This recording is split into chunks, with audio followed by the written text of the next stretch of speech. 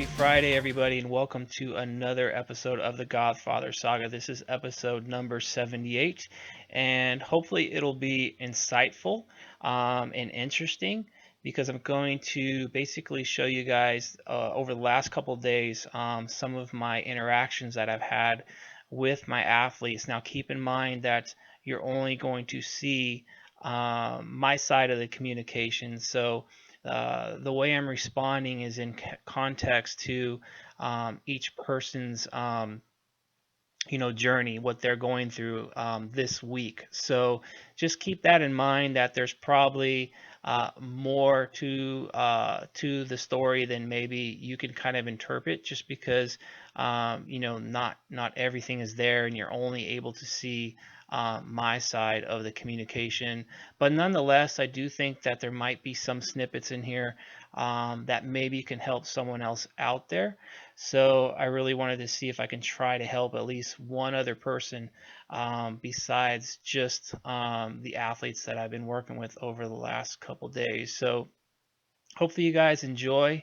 And as far as my personal coach, yesterday he was pretty rough on me on some tricep press downs.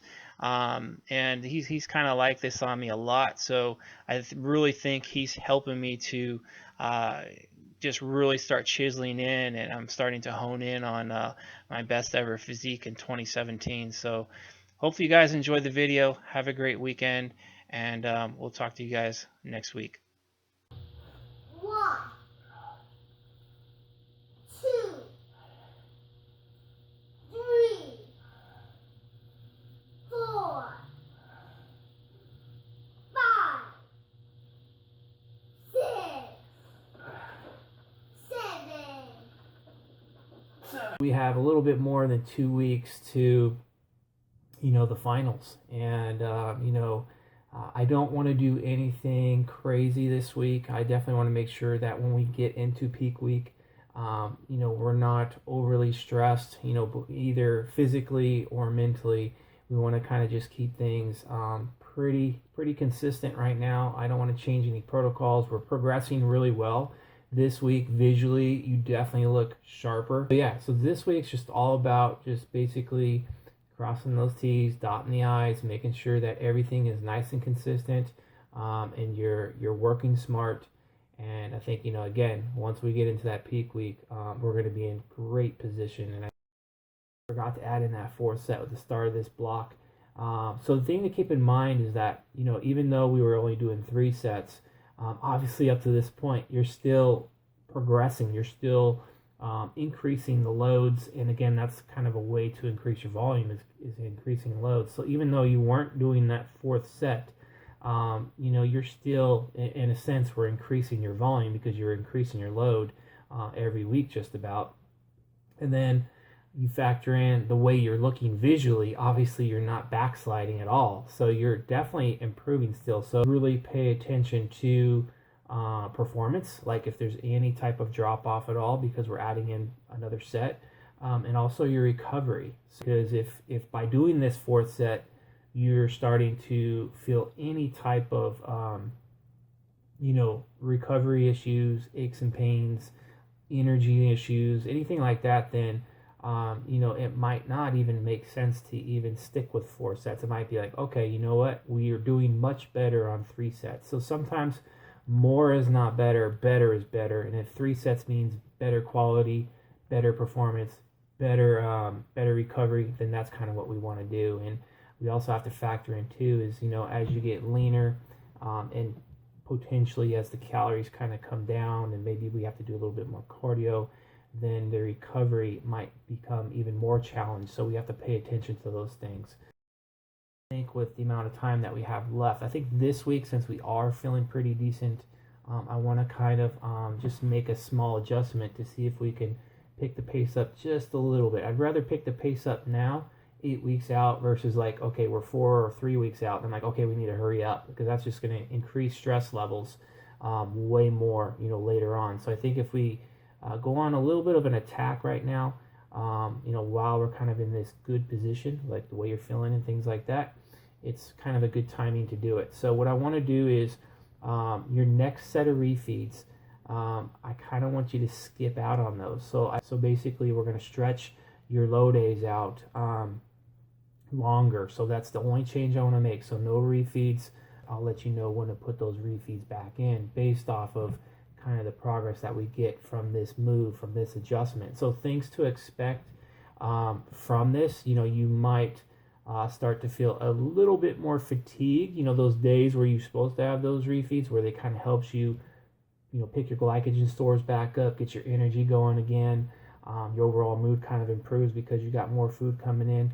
You might feel a little more fatigue, but if you can persevere through that, then I think we're going to get what we want out of it, and that's a bit more progress. So basically, I need you to, have that mindset of, okay, I need to get shit done here, and I got to remember to keep the goal, and whatever decisions and choices that we make right now, at any given moment, that affects the end product. So we need to make sure that our mentality is, okay, let's get in there and let's execute, and basically hit my macros, get the cardio in, get the training in. So you're checking off your daily checklist.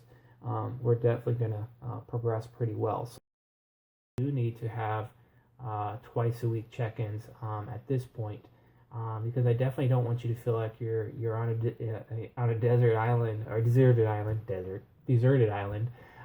where you're just kind of just feeling like no one's there to kind of monitor your progress, or to keep you from those thoughts of like feeling like, oh shit, am I progressing enough? Am I good enough?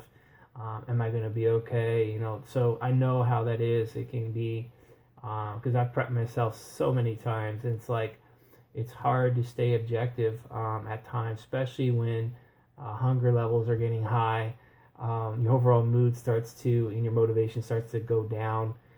You start to get dark, like start to get those dark, insecure thoughts, and sometimes you need that person who's been through the trenches, has seen a lot, and I've seen a shit ton over the span of a couple of decades, that I kind of know kind of a lot of these things, and I can definitely help you to kind of snap out of those funks. And from the last show of the season, biggest show of the season, and you're looking ridiculously good.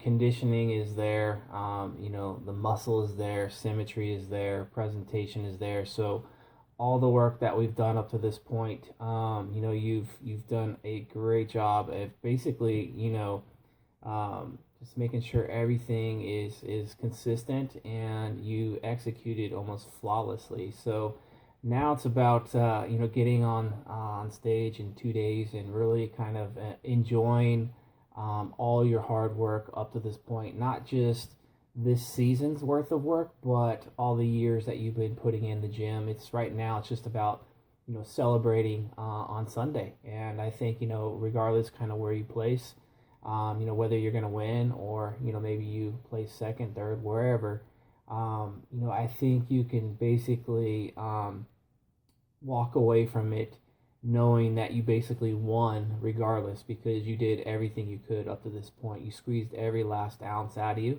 and that's what it's all about. So I think as a your first show, teenage division, this is going to really empower your future, because everything that you've learned through this journey, you're going to be able to keep applying that moving forward. And with more time under tension, just keep training and those things. You're only going to get better and better and better as you go. And the thing about natural bodybuilding is that you get better as you get older. Of course, father time will catch us at some point, but I remember when I was 19 years old, and thinking back now, I'm 45. It's like thinking back to 19 to now. I have grown so much, not just physically, but more so mentally. So I think you got a really bright future ahead. And I'm really excited for you. So I went ahead, I got your peak week put together. And remember, with peak week, it's really just another week. That's how I want you to treat it. It's just another week. So you need to keep doing the things that got you to this point, and that is basically hitting your macros, getting that cardio in when it's assigned, getting the training in when it's assigned, and just executing as precisely as you possibly can, and keep everything nice and consistent. So your food sources, sodium levels, water intake, I want that to be all just executed well and nice and consistent. All right, so that's the key, just keeping things nice and consistent. And yeah, personally, it's like back in 2013 when I tore my calf, as I didn't listen to. The biggest thing with that I remember was that I didn't listen to my instincts, because when I started out with my squats, they felt terrible, they felt off. But I just had that mindset of don't be a pussy, get in there, just keep pushing yourself. So I kept pushing myself, and then I did the leg curls and felt a little off. And then once I got to the calf raises, on that second set, my calf just gave way. So I didn't listen to my instincts, and I know now, since then, is that any time where I just don't feel it, like I feel totally off, either one, I won't work out if I know ahead of time I'm not feeling it, or once I start a training session, if I feel off, I just say, you know what, let me just stop this session right here and now, and I'll just take a day off, take a rest day, and then come back to the gym the next day and feeling better and more prepared to do the workout. So a couple of things with that is, one, you stay safe and you can prevent any possible injuries. And then two, if you do kind of wait on that workout when you're not feeling good, and then when you go do it the next day, you're probably going to perform a lot better. And in that regards, you're probably going to be getting more volume in. So you get better quality, you get more volume, and you prevent injury. So that's all in my book. That's a win-win situation. So, and like my good friend Alberto would say, he would say, one rep won't make you, but one rep can break you. So we definitely want to take that philosophy, with our training, and that will definitely help us to sustain some good longevity. Double bicep. Whoa, most muscular. Oh, side chest. That's abs. Abs. Side chest. Oh. Okay, hands on hips. Dang, okay, front lat spread. Front lat spread. I'm doing for that bed. Oh, okay. Excuse me.